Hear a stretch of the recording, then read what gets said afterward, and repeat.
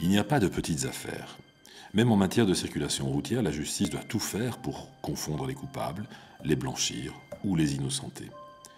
En octobre 2005, un homme est tranquillement assis au volant de sa BMW à Paris, place de la Concorde, quand le pilote d'un scooter se faufile dans le trafic, trace avec un engin une estafilade sur le pare-choc arrière de la berline.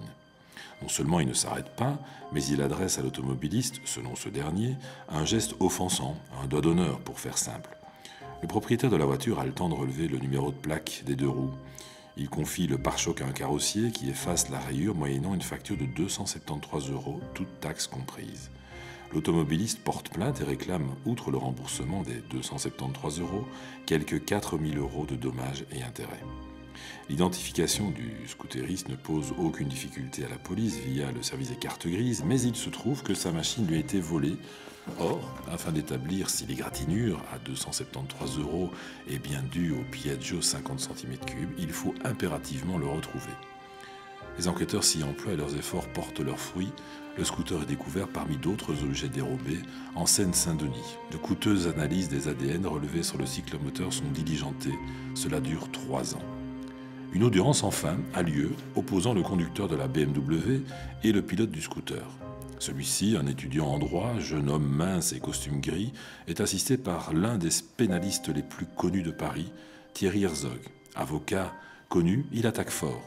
Je souhaiterais consulter l'acte de vente de la voiture qui, selon la carte grise, a été mise en circulation le 18 octobre 2005, alors que l'accident, lui, aurait eu lieu le 14 octobre 2005. Le plaignant, lui, déplore que le prévenu n'ait donné aucune suite au courrier recommandé et que la police n'ait pas daigné organiser de reconstitution. On étudie les deux rapports d'expertise, l'un sollicité par la défense, l'autre commis par le tribunal, versé au dossier et qui, une fois n'est pas coutume, conclut dans le même sens. Un scooter de type Piaggio 50 cm3 ne peut avoir occasionné de rayures à 273 €.